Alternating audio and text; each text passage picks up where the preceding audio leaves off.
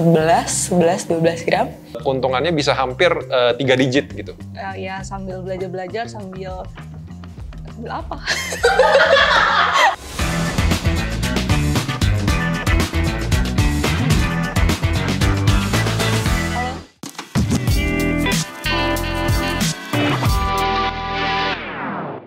Tentu pernah sih untuk kita takut ya terkait dengan investasi itu. Cuman untuk meminimalisir hal tersebut, ya aku cuma pakai provider dari investasi tersebut yang emang terpercaya aja sih gitu. Kan banyak ya sekarang kita bisa lihat di internet. Ya contoh-contohnya yang memang udah diawasi oleh lembaga-lembaga keuangan tertentu dan juga memang sudah terpercaya lah dan brandnya juga sudah terkenal gitu di kalangan masyarakat. Kalau misalkan takut investasi bodong, pasti ada rasanya mungkin di momen-momen ketika kita takut, wah apalagi mungkin kalau saham tuh saham gorengan gitu ya.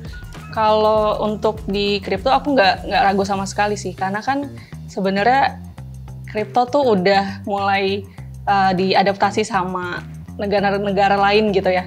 Jadi Indonesia termasuk early lah untuk kripto ini.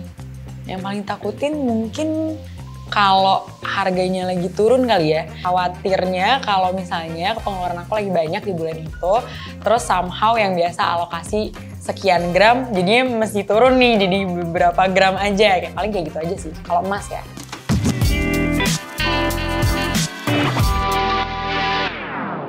Paling besarnya itu mungkin 100% ya, dalam 2 bulan.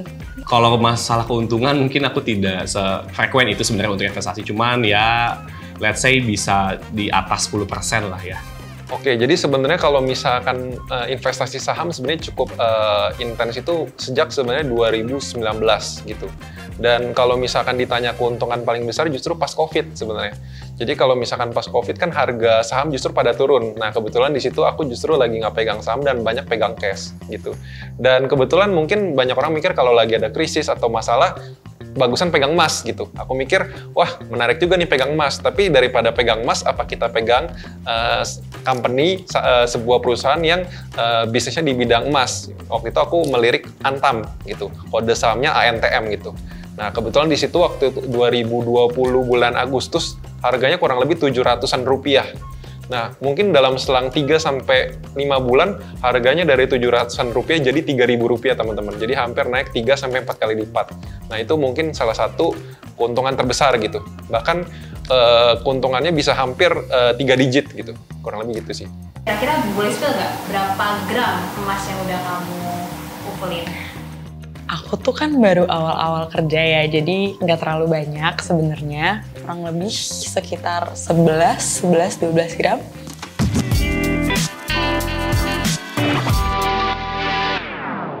Biasanya nggak langsung aku tarik lagi sih, tapi ya udah aku puterin lagi aja sih di sekitar investasi tersebut gitu, untuk bisa dapetin return lagi.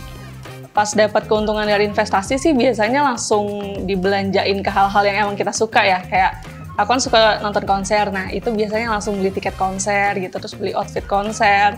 Ya pokoknya hal-hal yang menyenangkan. Konser, K-pop, Red Velvet. Aku tuh ngelihat investasi emas itu sebagai kayak dana darurat sih. Jadi sebenarnya kalau misalnya untuk tabungan lain itu pasti ada.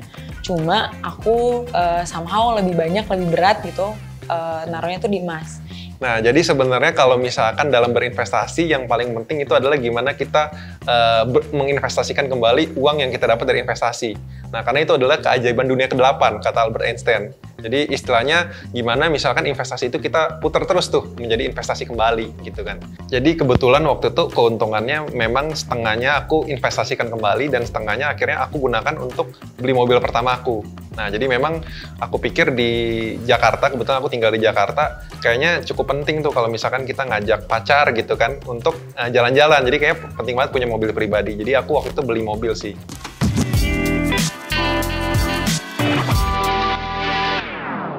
Tentu pernah ya kerugian, karena kan pasti ada tuh dari dulu tren-tren, apalagi zaman-zaman pas pandemi gitu ya.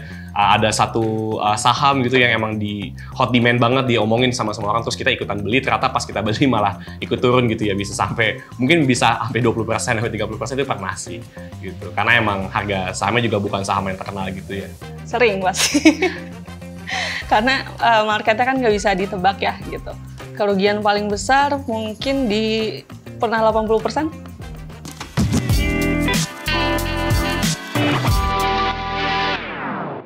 Dalam investasi itu sangat berbahaya kalau misalkan kita cuma denger-dengeran, entah denger-dengeran dari teman gitu kan, atau denger-dengeran dari orang lain bahkan yang kita nggak kenal gitu. Nah kebetulan waktu itu aku lagi nongkrong sama temen gitu di sebuah kafe, terus tiba-tiba temen bilang, saham ini murah nih gitu kan.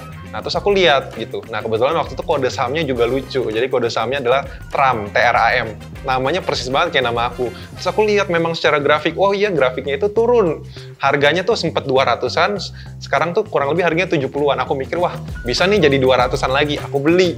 Nggak taunya mungkin selang 2-3 minggu itu harga jadi Rp50 dan kita nggak bisa jual lagi.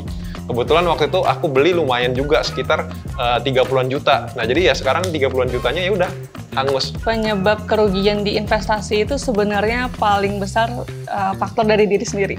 Jadi kita sulit mengendalikan diri kita sendiri gitu. Saat udah dapat untung, kita mikirnya bisa dapat lebih banyak lagi keuntungan gitu. Terus saat down, kita masih mikir, oh downnya mungkin cuma segini aja gitu. Tapi ternyata bisa tambah down lagi, kayak gitu sih.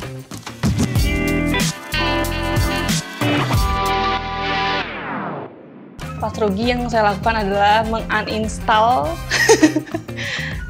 yang aplikasi yang saya gunakan. Pertama sih langsung cut loss dulu ya gitu, untuk kayak tidak memperburuk keadaan. Lalu ya lebih ngevaluasi lagi aja sih untuk kayak kemudian ketika kita ingin berinvestasi lagi, itu kita harus bisa lebih hati-hati lagi dan bisa menganalisis lebih dalam lagi. Jangan FOMO. Untuk investor pemula, intinya nggak ada semuanya yang instan, teman-teman. Since kamu orangnya nggak mau ambil resiko gitu, nggak mau take risk. Halo, nama gue Hani, tonton terus Masa Kepo.